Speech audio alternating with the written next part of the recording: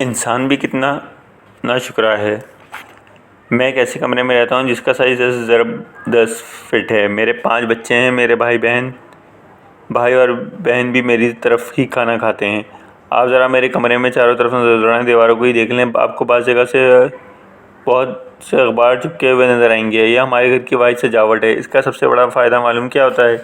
दीवारों पर चलने वाले कीड़े मकोड़े, छिपकलियाँ, ललबे, कुछ भी हो सामने नज़र आ जाता है। आप कम से कम अपने आप को बचा सकते हैं। फिर ये अखबार दीवारों के वो निशान भी छुपा देता है जो बरसों से वहीं जमे हुए हैं। मैं कुछ अरसे बाद इन्हीं पर नए अखबार चिपका देता हूँ। मेरा कमरा फिर से नया हो जाता है। फिर यहाँ दिल भी लगा रहता है। मैं 2-3 जमातें पढ़ गया था तो मैंने थोड़े बहुत से बहुत रूप जोड़ देता हूँ। फारिग वक्त में दीवारें पढ़ने का मज़ा आता है। इस घर में एक गड़बड़ है। हम कुल मिला के 10 लोग हैं। इस एक कमरे में रहते हैं और पलंग हमारे पास एक ही है। हम में से कुछ तो जैसे तैसे इसी बेड पर लेट जाते हैं, कुछ पलंग के नीचे टांगें सीधी कर देते हैं।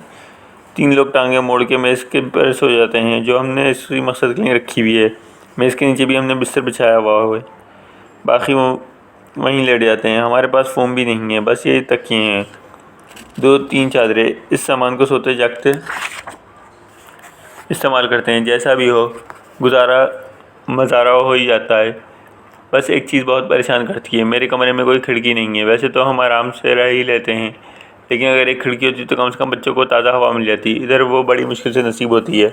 मैं इस वजह से बहुत डरता हूँ कि बच्चों को यहाँ रहते हुए कोई बीमारी ना हो जाए या किसी रात वो घुटन का शिकार ना हो जाए। पुराना पंखा ख़राब हो चुका है और अगर मियाँ आने पर सबसे बड़ा ख़र्चा मेरे लिए एक पंखा ख़रीदना होगा। 400 रुपये दिहाड़ी में आप पंखे के लिए कितने पैसे बचा सकते हैं? लेकिन खुदा का शुक्र है भाई, मैं बहुत से लोगों के मुकाबले में इज़्ज़त से रहता हूँ। मुझे किसी और से मांगना नहीं पड़ता। मेरे घर में अक्सर सुबह नाश्ता और रात का खाना भी नसीब हो जाता है। बराबर वाले बेचारे तो ये भी नहीं कर पाते। मेरे पास मोबाइल भी है। फारिग वक्त में इस पर रेडियो सुनता रहता हूँ। मुझे पता लगता रहता है कि मुल्क में क्या चल रहा है। इस इलाके में 2 वक्त की रोटी और मोबाइल जिस मिल जाए वो खुश नसीब समझा जाता है। ये नज़ीरा का घर है। इसका बाप 10 साल पहले मर गया था। माँ के साथ वो इस जगह आई थी। वो 4 बहन भाई थे। ये सब मेरे कमरे में आगे चौथे कमरे में रहते हैं। यहाँ आने के बाद नज़ीरा की माँ ने इसकी शादी एक कूड़ा चुनने वाले से कर दी थी। वो भी इसी कमरे में आके रहने लग गया था। शादी के चंद माह बाद वो बीमार पड़ गया और वक्त खांसता रहता था। दवाएं अस्पताल से मिलती हैं। वो सारी खाने के बाद भी इसकी खांसी नहीं जाती थी। वो दोबारा ठीक नहीं हो सका। लोग इसे दूर से देखकर ही भाग जाते थे। सब जान चक्के थे कि इसे टीबी है। डॉक्टर ने कहा इस कमरे के बजाय इसे खुली जगह पर रहने दो, शायद बेहतर हो जाए। सामने गली काफ़ी खुली थी। चौथी सुबह सर्दी लगने से वो मर चुका था। इसके मरने के बाद लोगों को नज़ीरा से मिलने भी घबराते थे। टीबी के इन कमरों के सबसे बदनाम बीमारी है। जिन घरों में काम करती थी आहिस्ता आहिस्ता उसे वहाँ से भी निकाल दिया गया। बाकी बहन भाई जो कमा के लाते थे, जैसे तैसे नज़ीरा और उसके 2 बच्चों का गुजारा चलता रहा। लेकिन वो गैर महसूस तरीके से कमज़ोर होती जा रही थी। डॉक्टर कहते थे खुराक पर ध्यान दो, फल फ्रूट खाओ। इधर मुफ्त का खाना मिल जाए बड़ी बात होती है। फल फ्रूट किधर से आते? 2 बरस पहले इसे भी वही मर्ज़ हो गया जिसमें इसका शौहर मर गया था। इसके बच्चे अब स्कूल जाने की उम्र में हैं। हुकूमत कहती है कि बच्चों को स्कूल भेजो। वो स्कूल जाएंगे तो कूड़ा कौन चुनेगा? वो आजकल अपने बाप वाला काम सीख रहे हैं। इनके कमरे में भी दीवारों पर अखबार ही लगे हुए हैं। ये सजावट हमारे यहाँ सब लोग करते हैं। इससे सस्ता और साफ़ सुथरा का काम नहीं हो सकता। नज़ीरा के बच्चों का हाथ दीवार पर ऊपर नहीं जा रहा था। वो चंद नए अखबार लेकर आए थे। इन्हें पूरी दीवार पर चिपकाना चाहते थे।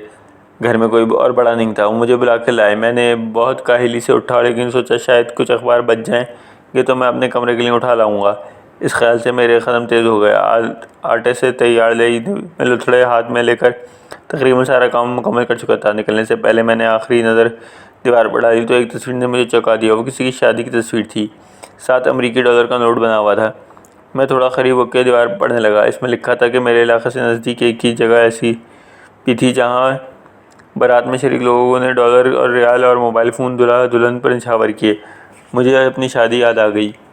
इस कमरे में जहाँ मैं अब रहता हूँ, इस वक्त भी वहीं रहता था। मेरे बहन भाइयों को इस रात बाहर गली में सोना पड़ा था। $1 का नोट कैसा होता है मैंने कभी हाथ में लेकर नहीं देखा। रियाल को मैं जानता हूँ कैसे होते हैं। वो एक मरतबा सामने वालों के बेटे ने मुझे दिखा दिए थे। इसलिए मुझे बताया किसने दिए थे। मैं अपने कमरे में आ चुका हूँ। मैं बहुत शुक्र अदा कर रहा हूँ। किस्मत ने यह अखबार मेरी दीवार पर नहीं चिपकाया। मैंने जब से वो ख़बर पढ़ी है मेरे दिमाग में एक अजीब सी परेशानी आ गई है। अगर वो दीवार पर मेरे सामने चिपकी होती तो शायद मैं भी सोच नहीं सकता। मैं सिर्फ ये सोच रहा हूँ अगर वो सारे डॉलर और रियाल जो वहाँ बारात में फेंके गए इनमें से आधे भी मुझे और नज़ीरा को मिल जाते तो आज किस हाल में होते। मेरे घर में गोश्त पक जाता, नज़ीरा का शौहर शायद कुछ अरसे और ज़िंदा रह जाता, इसके बच्चे बड़े रहे होते, मेरे कमरे की दीवारों में चूना हुआ होता, हम सब फोम के गद्दे ख़रीद लेते, शायद कुछ पैसे बचा के अपना पंखा भी ख़रीद लेता। अगर ये पैसे बच जाते तो खिड़की की बजाय छत की तरफ से कोई रोशनदान निकालने पर भी गौर कर सकता था। लोगों के पास इससे भी ज़्यादा पैसे वाकई होते हैं कि वो फोम ख़रीद लें, खिड़की बना लें, चूना करवा लें, गोश्त पका लें, दवाएँ ख़रीद लें, बच्चे पढ़ा लें, फिर भी पैसे बच जाएँ। ऐसा किस तरह हो सकता है? कोई इतना ज़्यादा कैसे कमा सकता है? अगर ऐसा हो सकता है तो इन आदमियों में मैं क्यों नहीं था? किस्मत मेरी तरफ ही यूँ ख़राब थी। जैसे मैंने आपको बताया, मैं शुक्र अदा कर रहा हूँ वो अखबार मेरी दीवार पर नहीं लगा हुआ। वो इधर नज़ीरा वाले कमरे में है।